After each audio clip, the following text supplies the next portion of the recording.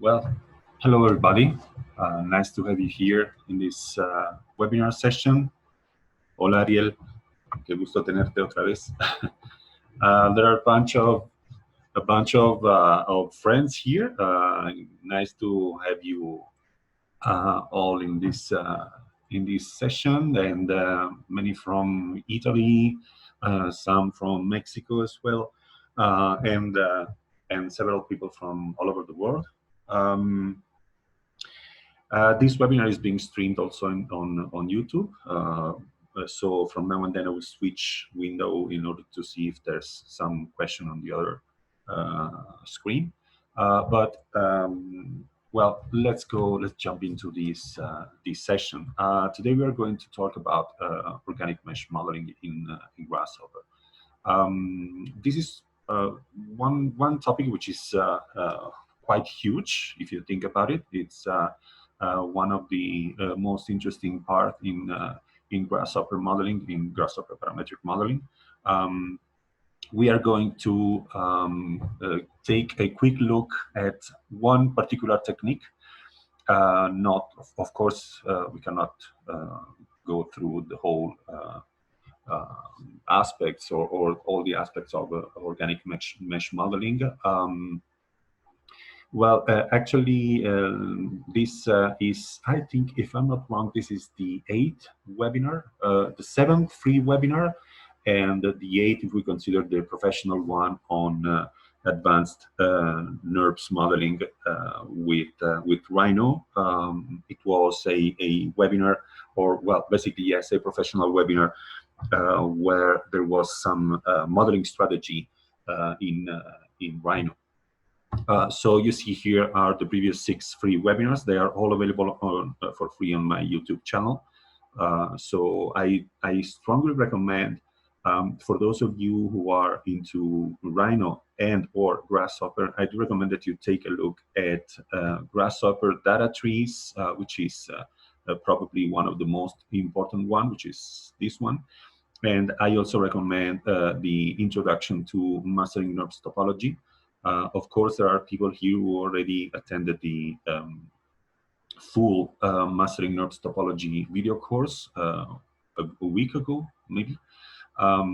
But I think it's important to understand that if you're into this kind of design and modeling, you must take a look at, or you must master NURBS topology as well as data manipulation in Grasshopper. There's already a Oh, okay, ciao.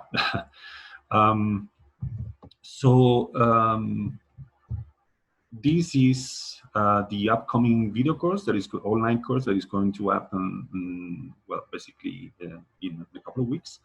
And it's about kangaroo and volumetric behaviors.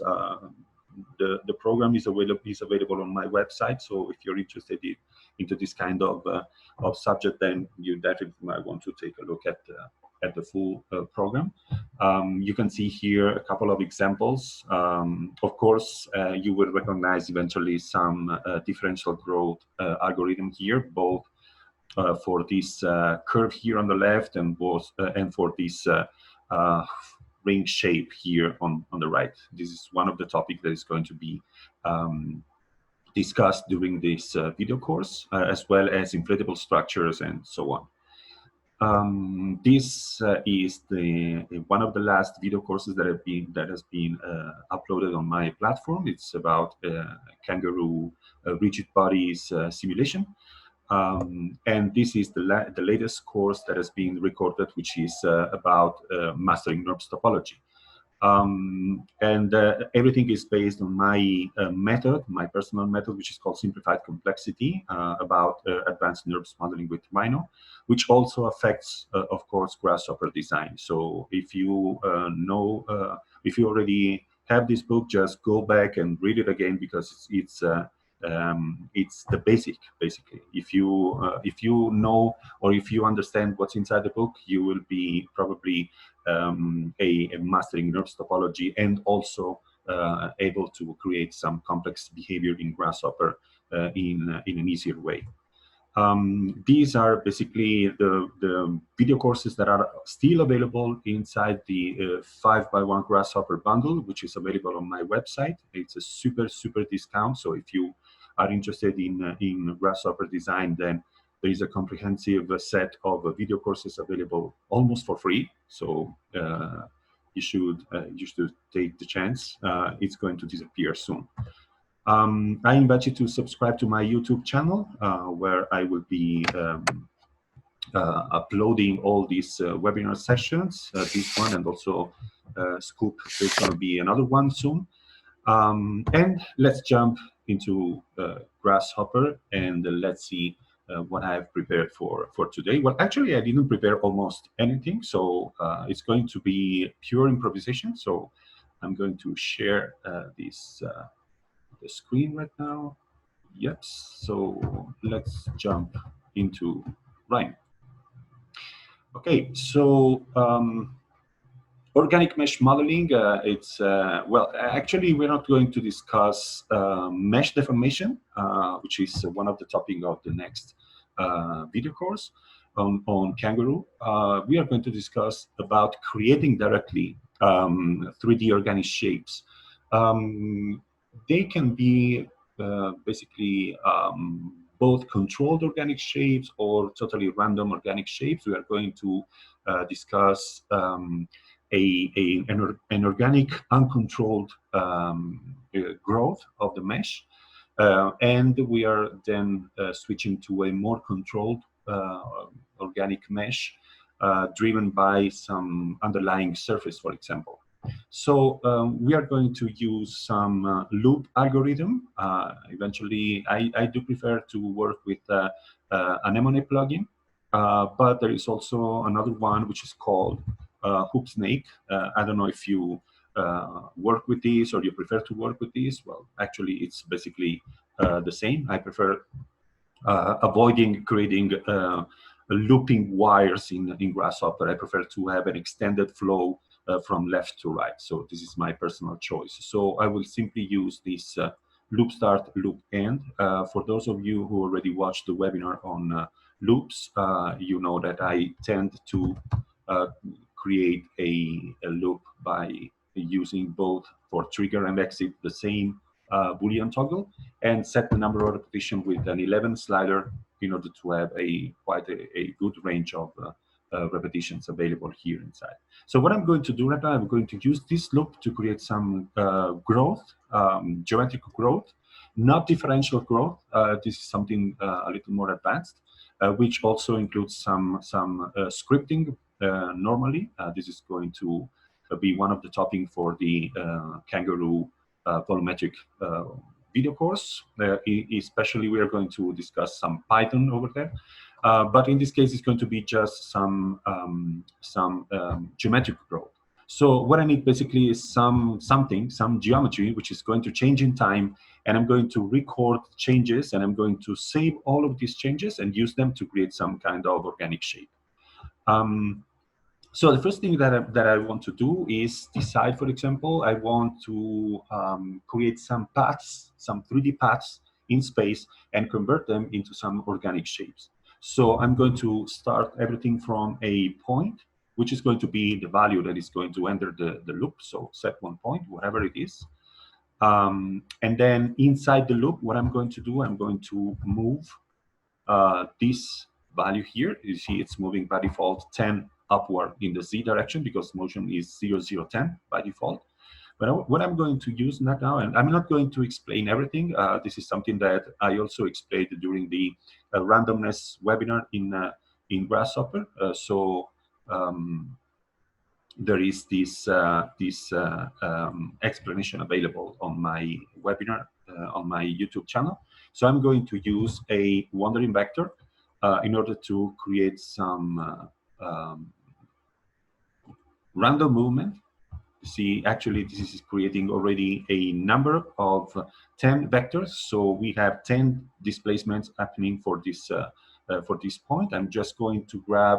Well, actually, we can also make everything parametric. So I'm going to count the amount of points that I'm going to use here, and I'm going to use this as the amount of random vector that I want to use in my definition.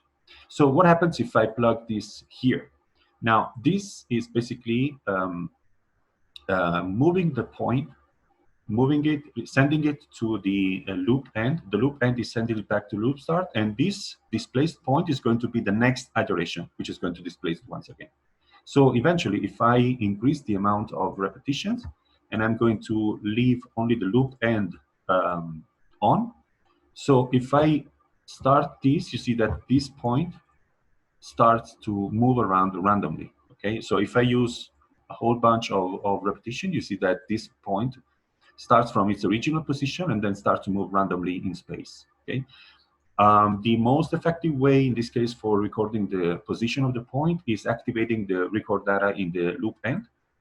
So I'm going to reset and fire the loop once again. So you see that now I am basically recording the trajectory, the path that this point is doing in space. And of course, if I set multiple points, for example, like this, I will have two different paths for these two different points. Okay, but I'm going to work just with one for now. And every time I start this or I change, either I change the point or I fire the loop again, you would see that there is a different path because this heteroptera component here is always generating a different set or a different set of random vectors. Okay.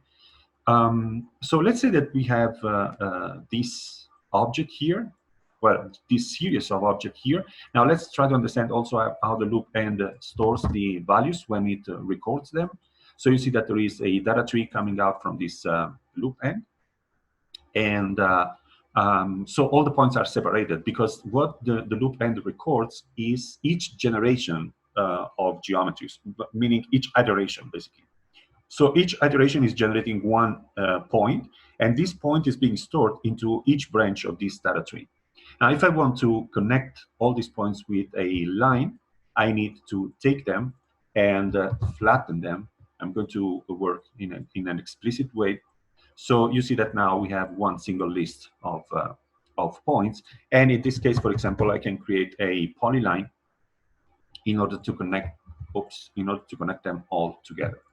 So let's also turn off the preview of our points, and here is the polyline. So each time I fire the loop, I will get a different polyline in space, three-dimensional object.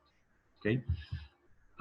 So before going into the mesh generation, what I want to do, I want to get some branching here. Some, well, not exactly branching because this is something that already involves a different approach. We will do this in a while.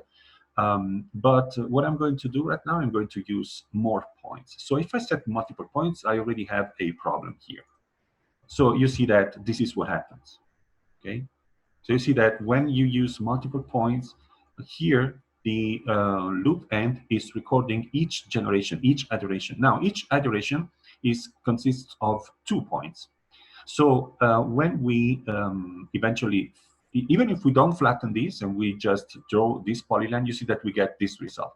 Okay. So the problem is that the loop end is storing couples of points.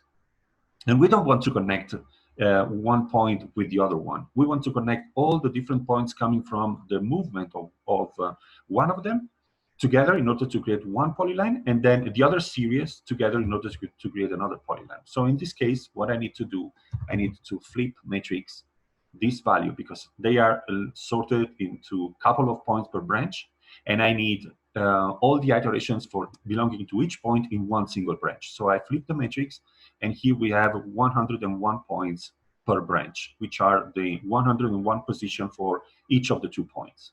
And then I can connect them with the polylines. Okay, so you see that we don't need to flatten anything right now. This is the standard definition for creating this branching here, or this polylines. And of course, we can also do this with some automatic algorithm like populate2D. Well, I'm not going to use 100 points. I'm going to just reduce the amount of points and use them. So you see that we create some kind of nice random trajectories in 3D. Let me use a very small rectangle in the XY plane like this. So all of our trajectories or of our paths are coming out from this small area. Okay, so I'm going to create some kind of, I don't know, kraken maybe with this thing.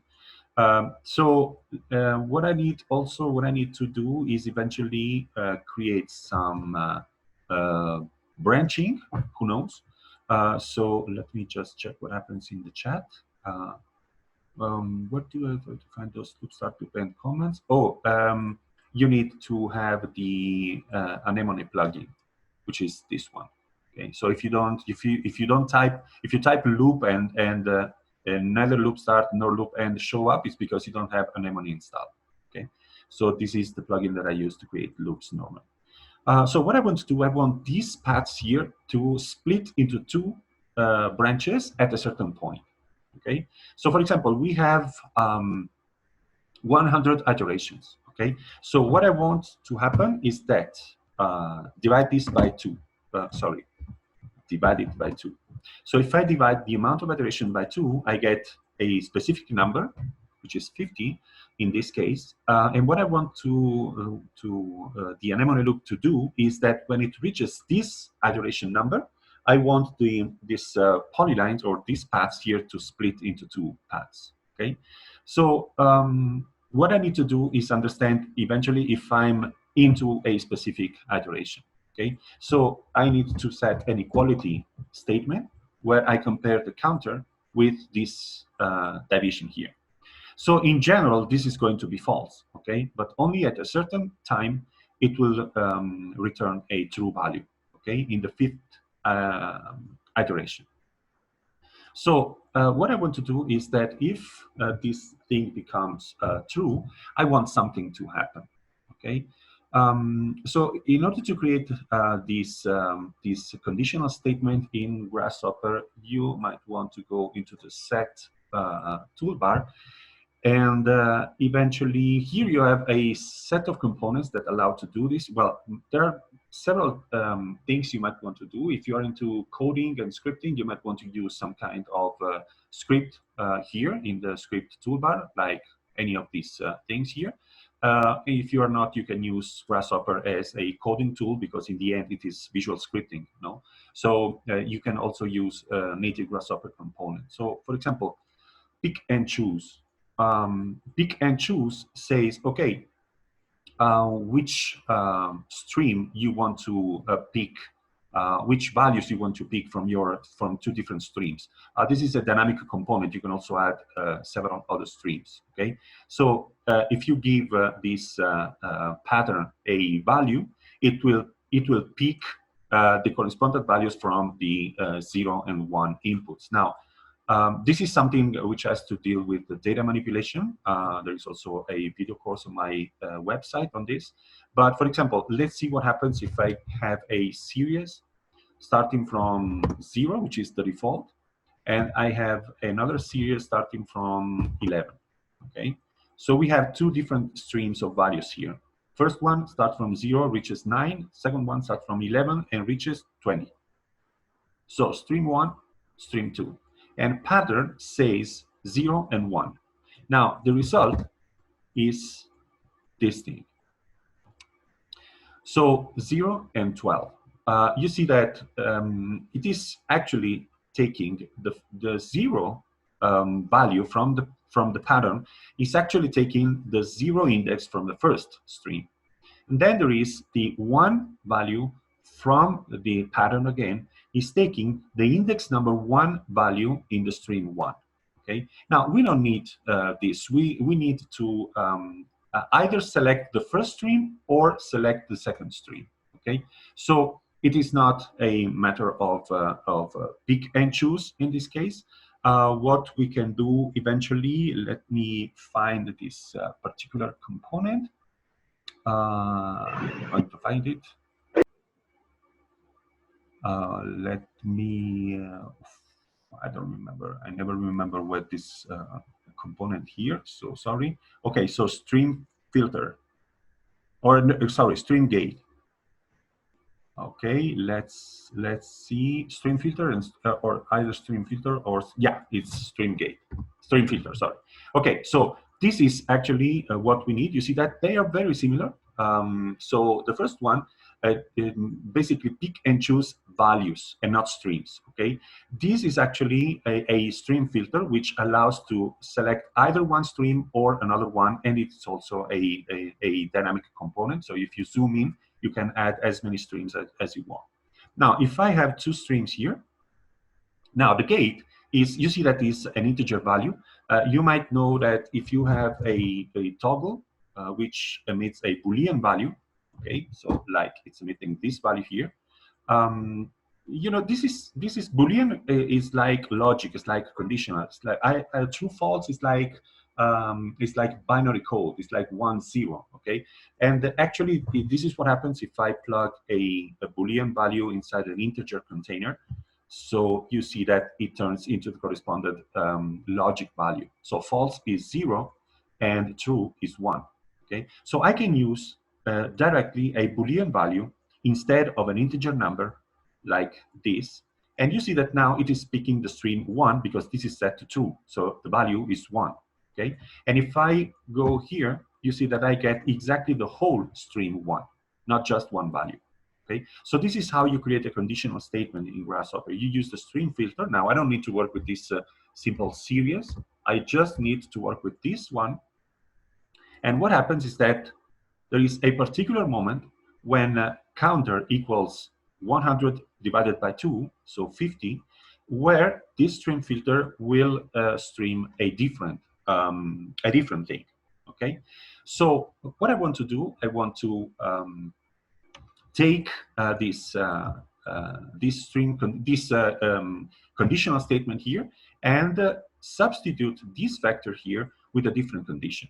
Okay, so what I'm going to do, instead of when this is equal to 50, this is going to be true. Okay, so stream 1 is going to be the different stream, while stream 0 is the normal one. So let's see what happens if I do this, for example, and I send the stream 0 to motion right now. So in in general, what happens here is that the counter is always different from this result here.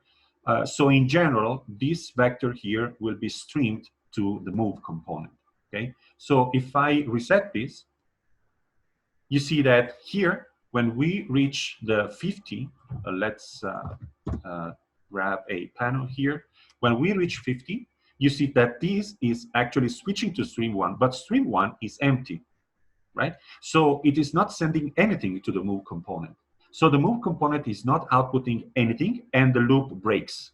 Okay, so this is what happens with the iteration number 50. Here it is. Okay, so let's provide a stream to this. Okay, and what I'm going to provide here is basically a wandering vector. You see that we have here 11 points. Well, actually, we have 11 points from here.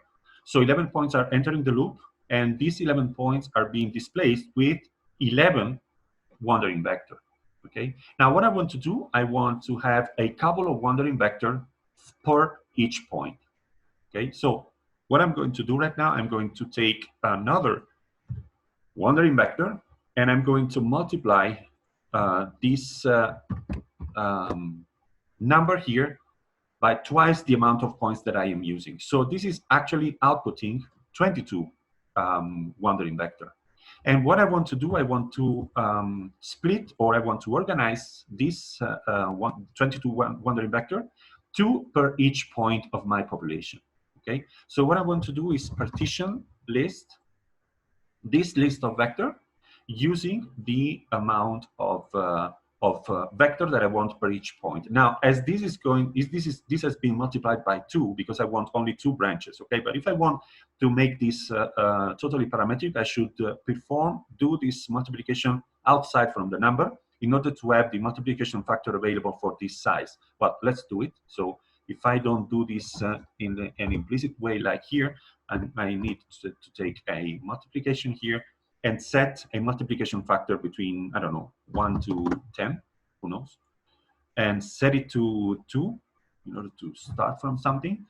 and I'm multiplying the list length by this multiplication factor and send it to number. Okay, so once I have this multiplication, I will use the same multiplication factor in order to partition the list of vector, so that here I have two vectors per each branch, and the branch being the points. Okay, so what I need here is to string between one vector per point to two vectors per point in this case. So you see that this is two vector per points because this is set to 2. Okay, so at a certain point, if I increase this, I can also create some, let's say, branching with more than 2 branches. Okay, so if I increase this, I will have 3 wandering vectors per each point. Okay, so here we have, let's see what happens here, because we will also need to take into account this. Okay, here we have the two the branching occurring at a certain point. Okay, so the problem with this is that we create a weird data tree structure. So if we take a param viewer and take a look at this, you will notice that along this data tree, you see that there is only one index changing here, and suddenly you have another index changing. Okay, so this is actually a non-rectangular data tree structure. So the flipper matrix doesn't allow flipping a non-rectangular data tree structure. Okay, so you see that this is outputting this kind of error. And also this is, you see, there is another problem here, which is basically some branches are shorter than the whole remaining set. This is happening because we have the first branches are regular, basically, until the splitting occurs. But once the splitting occurs, we will have a deeper data tree structure. Okay, this is something that eventually we can also simplify at a certain point. We might want to simplify the data tree. But as there are changing indices, you will see that also simplifying doesn't affect the whole structure. You can also run this again, and you see that we also have the same problem here. Okay, so it's not a problem that you can solve by simplifying the data tree structure. You should perform some more advanced data manipulation here in order to avoid this kind of problem. But anyway, let's take into account the points. Okay, so we are not going to work with curves, we are going to work with points. Basically, for creating the organic mesh is more or less the same thing. What can happen with this output is that either we have 2 vectors per branch. You see that there are always 11 branches, or we have 11 values, okay, like in one single list. So in case we work with one list, so stream 0 comes out from this stream filter, you see that there is a unique list of vector that's affecting our branches.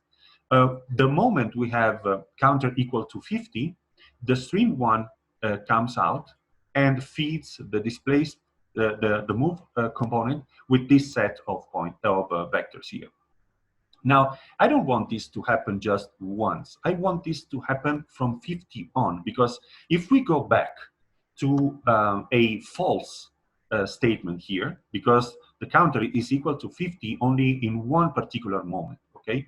When it is 51, the move will once again, it will receive this wandering vector here, okay? So it will receive one wandering vector per branch. So that's why you see that this splitting here works in the same direction, okay? Now, I don't want this. I want from the 50 on, this definition must use this set of wandering vectors. So instead of using equality, what I'm going to use is basically larger than, and I want to evaluate if the counter is larger than second number. And I want to use the larger than or equal to, okay? So I'm going to use this. Now, there is a small change you can see with the wandering vector. You see that now the wandering vector is applied to each point. If I use this, you see that there is one wandering vector working with all the points, okay? So if I use this, I will have different wandering vector per each point of this splitting. Okay, so let's see what happens in this moment. I know it's something. Sometimes it's a little complicated to explain data manipulation, but if you want, you will be able to review this webinar, so eventually understand it a little more. Okay, so this is what happened. This is our branching. Okay, now the problem in this case is another one. The branching occurs, but our points coming from the branches are using always the same set of vector. You see that we have basically this shape here, this hook. You can recognize it for each generation. Also, on the other hand, you will see this kind of hook on the other side, right? So this is due to the fact that, and also here, you see, each branch is actually receiving the same, basically the same vector. So we only have 22 vectors here, which are random. Okay, we are splitting them into chunks. So a couple of them is being sent to a particular branch, okay, like this. And we are working with the geometry here. Let me grab another param viewer. So we are going to take this data here, and we are going to use this. Okay. So what happens in this case is that we have. Let's analyze the first branch. Okay. So as we are dealing with 11 branches in both trees, first branch will use the first branch of vectors. So first branch of points will use the first branch of vectors in order to displace. Now we have 11 points moving with only two random vectors. Okay, so in this case, for example, what we get is that each point basically interact with this set of vector here. Now there is a longest list behavior happening here. So we have 11 values interacting with only 2 values. So the first point will move with the first vector, and from the second point on, they will all use the second vector. That's why you see this kind of equal shapes here. Okay, there is just 1 point per branch that is moving randomly in this structure here. Okay, but all the rest, so 10 points per branch, are all using the same wandering vector. Okay, so I don't want to do this. I need basically I need 11 different wandering vector per each point that comes from my data here. Okay, so when I have 11 points, I will need these 11 points to move with 2 vectors, but each of them will have to move with 2 vectors. Okay, so what we need to do here is basically create a different interaction, different data interaction. Okay, so in order to have one single point using 2 vectors, we need to split all these points here into a first level branches, basically. So in order to have them independent, and in that case, we need double the amount of wandering vector. So 2 per branch, but not in 11 branches, in 121. Okay. Either we do this, or we still use this data tree structure. So we have 11 points per branch, and we provide, in that case, basically 11 wandering vector per branch. So we have here 2 vectors in the first generation, 4 vector in the second generation, and here we have 2 points. When we reach iteration number, I don't know, 12, well, in this case, let's reduce this. So iteration number 5, we will have basically 4 vectors, and we will also have 2 points coming in. Okay, so in this case, for example, it might be a good thing to graft this. So if I graft this, I will have 1 point and another point. Okay, and I will receive, in this case, 2 vector. So if I also graft this, there will be 1 point interacting with 1 vector. What happens in generation number 5, which is 20 by 4? What happens is that we get this filter, this stream filter will output here 4 vector, And if I graph them here, we will have a set of 2 points with a set of 4 vector into 4 branches. So this is something that cannot happen. So I need to send the vector here in the right way. So this is okay if I graphed, for example, the 2 vectors here. I can do this like here instead of doing here. So when I'm before iteration 5, I will get 2 branches interacting with 2 branches. And when I switch to this one, I'm going to take these 4 and partition this list using the amount of branching that I want. So 2 vectors per branch. Okay, so and then the next iteration, I will have here 4 points, 2 per branch. They will be sent back. So here I will get 4 points, 2 per branch. And I will still receive 4 vector, 2 per branch, because it is this one. Okay, so everything should work fine right now. So let's save this once again.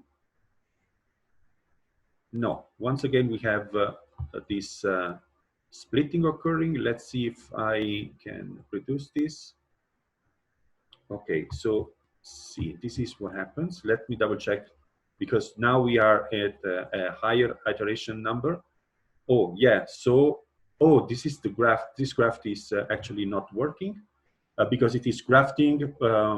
Each iteration, it keeps on grafting and grafting, so it sends all the points belonging to one branch, which are 2, sends them back to one single branch. So I don't need this. So this will receive eventually, let's see what happens like in this case. You see that we immediately get, okay, so we have 2 and 2, and we have 2 and 2 vectors. Let's see if I do this like this. We have 2 branches from the initial point. And I don't want 2 branches from the initial point. I want basically 1 and 1 is okay. And here we have 2 and 2. And we have 2 and 2. So the counter here is second number is 375. So it becomes larger than, so it emits a 1. So it takes this value here. While the first one is actually 2 vectors into 2 branches. Oh, okay. So yeah, okay. So I need to also ungraft this, because if I don't graft these points, I need to ungraft this. Okay, so we have the splitting occurring finally. Yeah, perfect. So let's also go back to half the path. And this is the splitting occurring. Okay, so how many splits do I want? Well, it depends on this multiplication here. So if I want 3 branches, I increase this, and I should have, yeah, exactly. And it starts from different direction. And if I want multiple points like this, yeah, each one is basically now splitting. And I need to also to use the same amount of points like the multiplication, because else I will get some weird behavior in the interaction. Okay, so instead of using this multiplication factor, I need to use the list length as we were doing in the first version of our definition. So in this case, we will have a number of branches corresponding to the amount of points that we have. And yes, so if if I did things properly, now I can also use a populate 2D like we were going to use a few moments ago, like this with an 11 slider. This is the final test. So in order to stress this definition a little, yeah, exactly. So now we have this kind of explosive behavior for our paths. And you see that each path is actually taking one individual direction. So there is no pattern that we can recognize inside this structure. And every time we repeat this, we get a different pattern. And so, yeah, in the end, this is basically the generation of the underlying geometry that we need to define the shape. The problem in this case, remember that the type of data structure that comes from this loop and recording is not good for being flipped. Okay, so if we take a param viewer and take a look at this, you see that there is always the first branching is always shorter than the remaining one, because this is when the splitting occurs. Okay, so after generation, I don't know, we have the splitting occurring, and the amount of data is of course larger, but the amount of branches is the same. Okay, so you see the amount of branches which have more separation here corresponds to the amount of branches that we have here, because they correspond to the same path which is being split, and this is the splitting that's occurring. Okay, so this tree cannot be flipped. Okay, we could eventually try to do some data manipulation to flip this tree, but it's something that it makes no sense, because in the end we cannot create one single polyline that suddenly splits into branches. Okay, so actually we should eventually split the tree or explode the tree in order to connect the first branch and the last three branches with separate polylines. But actually this is only data manipulation. So this is the geometry that we want to work with. Okay, actually, independently from the the amount of branches, we can also, for example, try to let's say split this tree, because if we have this tree here, the first 11 branches should be shorter. I mean, if I take the not the param viewer, but a panel like this, and I'm going to take a look at the structure, you see that we have, let me go deeper. You have 4 indices here, 11 points. And then we have these 4 indices up to branch, no, 11, 14, 15. Oh, this is the iteration. Yeah, of course. This is the iteration where the splitting happens. Okay, so you see that from this 18 to 19, we have an additional index. Okay, and therefore we will have 19,0,0,0,0 and 19,0,0,0,1, which is the branches that are happening. 3 branches. Okay, so in order to eventually let's say work with this tree, we should isolate the first 19, well, actually 20 branches.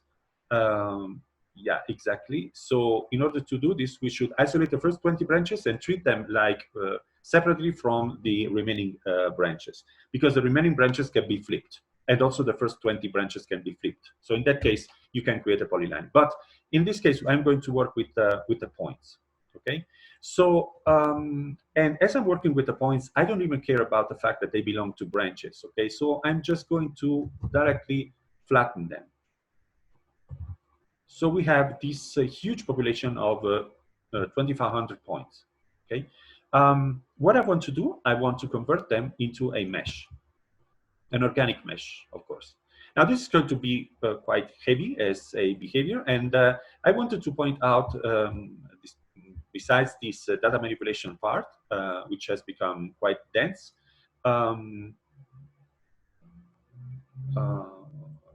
okay, it has become quite dense, but in the end, it's just standard workflow in Grasshopper. What I want to do, I want to take this cloud, this point cloud, and give some volume to this. Now, normally, there are 2 main ways of doing this. The first one is using voxels. Voxels are basically 3-dimensional pixels. They are small cubes. Okay. Normally, when I want to work with voxels, I normally work with a plugin which is called Volvox. Okay. So if you want to work with voxels, you can convert a point cloud into, convert a set of points into a point cloud by using the construct cloud command, which is this one. You see that this is the aspect of a point cloud, which is also something that you can handle in Rhino with very basic commands like here. Of course, Rhino is not made for working with this kind of data. Grasshopper with some plugin is. And once you have your point cloud, which is this one, which is lighter, by the way, than the whole set of geometric points. Okay, this is one single object, while these are two 2500 separated objects. Okay, and then there is this engine that allows to create the point cloud. Okay, and then there are some utilities that you can use in order to visualize this the cloud. Okay, so for example, the I don't know voxel color.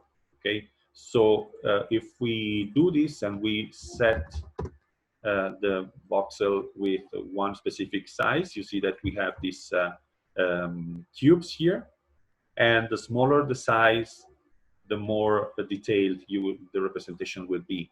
Now, in this case, for example, it's evident that we get this kind of pixelated representation, which is something that you might want to do eventually. And also keep in mind that voxels are very fast because they are basically mesh cubes. And it means basically that you get 6 faces per each point of your cloud. So actually, this is something that you might also want to do in real time if you want. I just saved the definition, but you see that everything works perfectly smooth because voxels are very, very light geometry. Okay. Of course, if you set more iteration, you have more geometry, and you need some more powerful hardware in order to do this in real time. Okay, but this is something that eventually you can do in real time. Now I will group and turn this off because this is not what we want to do. We want some organic mesh. Okay, and there are 2 ways basically that I do recommend, even if one is newer than the other. The first one is Cocoon. Now, Cocoon is a plugin that resides in the Mesh toolbar, and it allows to create some volume around basically 3 types of geometry, which are point, curves, and B-rep. B-rep meaning surfaces and polysurfaces as well. So in this case, we have points. Okay, so it works like a rectangular pipe with Volvox? Nope, because voxels are always oriented like X, Y, Z.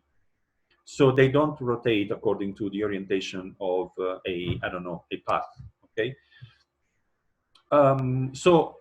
How does these Cocoon components work? They work all the same. They take the geometry, they take a radius around the geometry, like if it was a magnetic field, okay? And then once you have specified the radius, you define the charge strength per each geometry that you are taking into account. And this charge strength basically will fill the radius area with a mesh.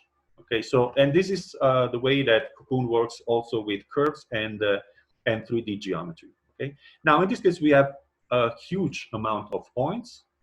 So I'm going to also refer to the scale of my model in order to understand what's the proper radius. I will take, for example, a radius of 1 for now, 101. So in order to have the possibility to increase it eventually. Eventually, I will reach a maximum of, who knows, 2. Okay, and 0, well, it makes no sense, but in the end, it just makes any mesh disappear in our case. And charge strength, normally, I set this value to 5 because it is already a good value for filling the whole space with the specified radius. Okay, so this is just like for having some reference.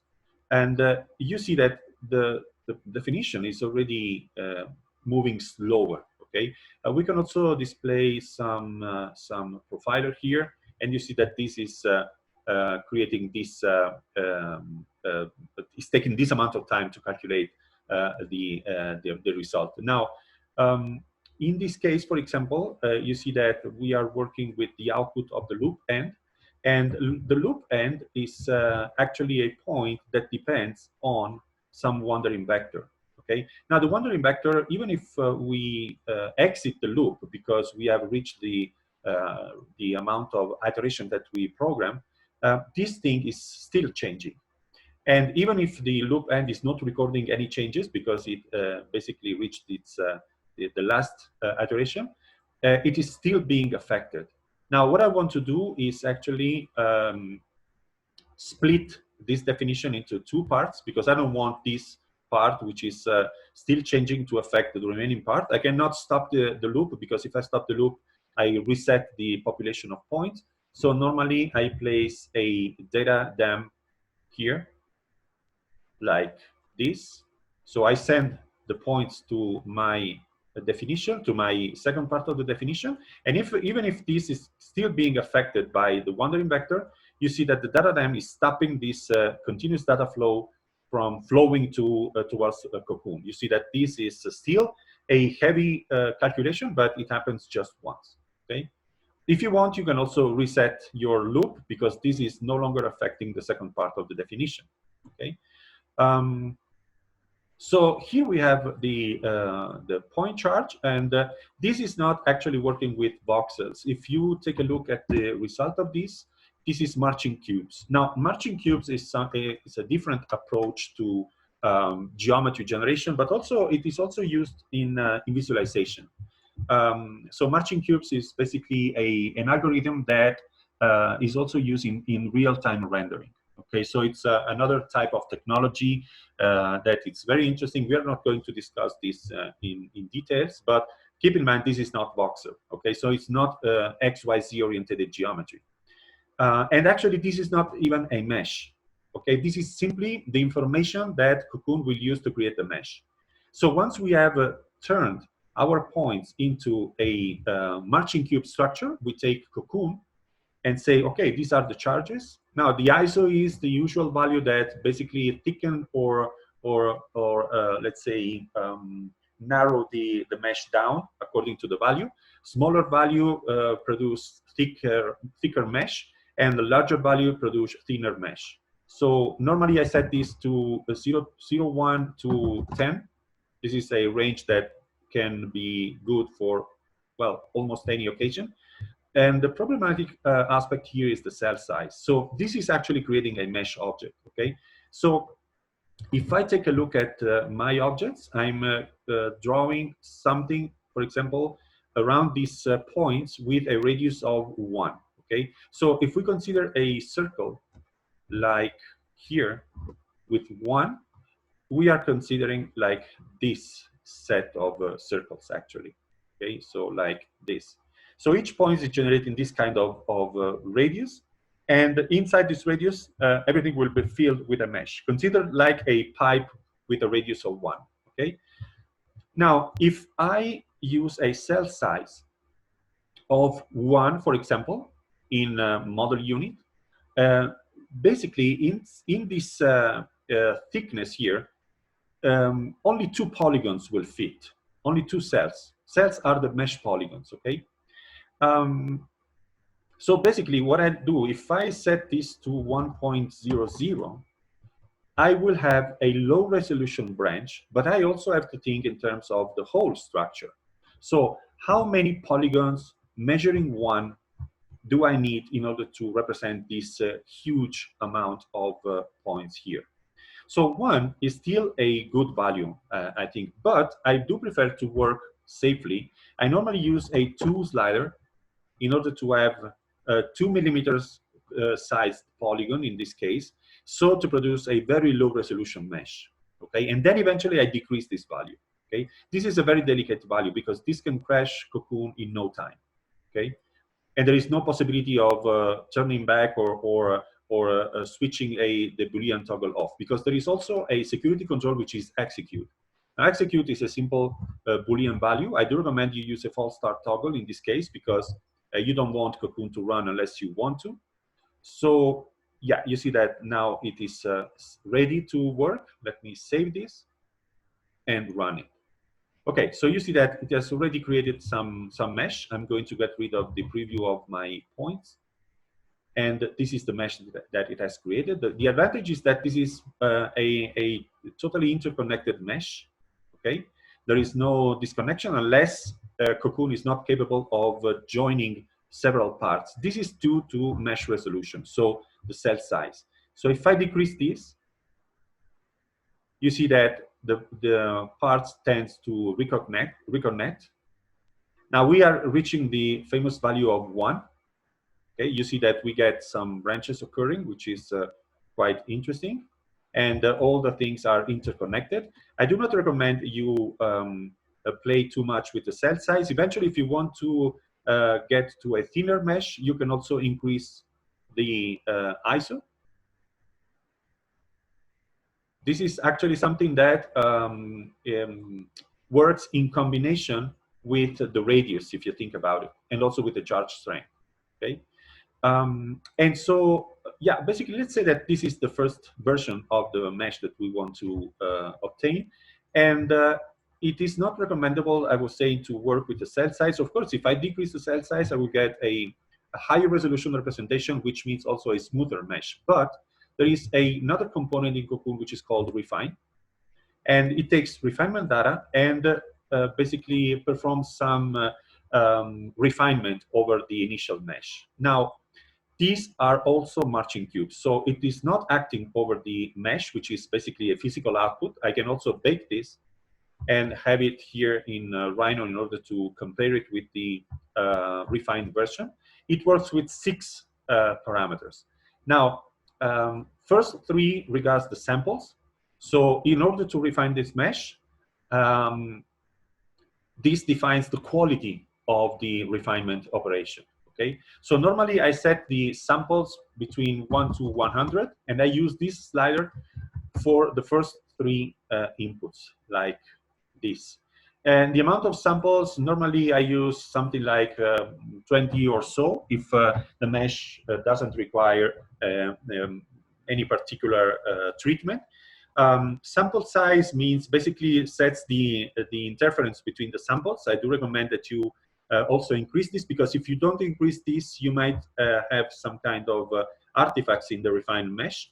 And also the sample tolerance, be gentle, because some weird behavior like huge spikes could happen if you don't give some tolerance to this refinement operation. As regards smoothing passes and sub-D, I use a slider between 0 and 3 and plug it in the 3 algorithm here. And I also use a false start Boolean because I don't want to run into any undesired behavior, okay? And leave all these smoothing passes and sub-D to 0 initially, okay? So just, if I don't run this refinement, the refine outputs the exact same mesh coming from Cocoon, okay? So there is no need to keep Cocoon active in terms of preview. You just want to concentrate on the refine. So if I run this, you see that I am already performing some operation on this mesh. This is pure samples. This is pure refinement due to the samples, okay? So if I increase these sample sizes and I want to see what happens with spikes, you see the spikes here? So give tolerance to these samples because this allows a better interaction between the samples, okay? And once you have the first result, you might want to work with smoothing, passes, and sub-D. So smoothing simply avoids obtaining some weird variations in the orientation of your of the faces, okay? So if the mesh looks too faceted mesh, you just increase the smoothing, okay? Valence passes is something like tensing the mesh. You see, it's like the mesh is like being stretched a little. I normally do recommend that you take 1 or 2 steps of valence passes. And sub-D, of course, increases the resolution of your mesh, which tends to behave more properly. You see that if this happens, this is a huge spike, this is always because of your tolerance. So increase the tolerance and everything should go back to normal, okay? So you see this nice smooth mesh coming out from the refinement data. I don't recommend to increase the amount of sub D, because normally the first sub D is enough to get to the final shape. The rest is just basically increasing the resolution. Okay, and as you can see, the result in this case is a mesh I can bake, send it to, oh yeah, in this case, for example, as this is a very complex situation, Rhino says, okay, you are going to bake some invalid object. What do you want to do? Okay, and this can happen, especially if you are working with some extremely organic shape like this one, with holes and undercuts and complex interconnections. Okay, and you can decide what you want to do. In general, if you want to just to produce some kind of visualization, you just bake whatever, like bake invalid objects. Okay, but if you are going into production, you might want to think about it. Now, normally there are some tools that you might want to use if you go into production, like, I don't know, Mesh Mixer or whatever. So you can bake invalid objects and eventually take care of the invalid object after you have them available in Rhino. But you see that this is quite a complex object. I'm going to take a look at it from a shaded point of view. You see that there are some weird situation here happening. This is, in this area, is very common that the mesh can become, let's say, irregular. And there are also some points like these here that can become very complicated for obtaining a regular mesh. Okay, but this is let's say quite a nice result. That, of course, it is perfectly correspondent to our original low resolution mesh. You see the valence passes and smoothing. It is basically doing this kind of producing this kind of tension on the surface of the mesh. Well, I wanted to also discuss Dendro a little, but I just ran out of time. Eventually, I will organize an additional session for Dendro. Dendro is simpler than Cocoon. Okay, it works in a more simple way. I prefer, yeah, I prefer to work with Cocoon normally still. Even if I am already using Dendro, for example, with my students at university, because, you know, with university students, it's always better to simplify things a little. But I find Cocoon very interesting as a plugin, even if, yeah, even if, let's say that Cocoon is heavier, let's say so. Okay, so it always produces some heavy calculation. While with Dendro, you can play around and have a smoother behavior in your definition. But anyway, the only thing that I wanted to point out in this case, instead of concentrating on Dendro, is that once we have our population of points, we can easily control the growth of our algorithm in terms of giving it some precise orientation or precise, basically shape. Okay, so for example, what I want to do right now, oh yeah, you see, that's because it was invalid. There was a separated chunk of mesh. But anyway, so what I'm going to do, I'm going to create a very simple surface here, F10, select the control point, and soft move this in order to create a double curvature surface, very gentle curvature, and import it into Grasshopper with a set1 surface, and eventually internalize this so I can get rid of it. Okay, so we have this surface here. Our points lie on this position, so they are perfectly here at the bottom. So what I want to do, I want to surface closest point our points. Okay, so what I want to do, I want to take our point and project them onto the surface. And I want to send them to the data. Okay, so if I run this loop here, our points will move, but they will move onto a surface. Okay, so we have this branching occurring, and we have the branching occurring along a surface. So if I pass this to Cocoon, finally, with the data dam, Let me save as always. I pass, Cocoon is actually calculating, and it emits this object here. Of course, we need to tweak a little the tolerance in this case, because you see we are getting some artifacts. It is not enough in this case. Let's see if I can decrease the sample size. No, we also need to increase the tolerance amount in this case. So let me increase this to 200. Let's see if we can avoid these spikes. Not yet. But you see that it's just a matter of values. Okay, so our organic shape is now happening onto a surface. Of course, in this case, for example, I would eventually create less branching, because as I am filling the surface too much, or I will scale the surface so I will have a wider area, and basically you see that this is covering the surface with an organic shape. You can play around with these values. I'm going to share this definition so you will be able to play with it and eventually cover a predefined shape with your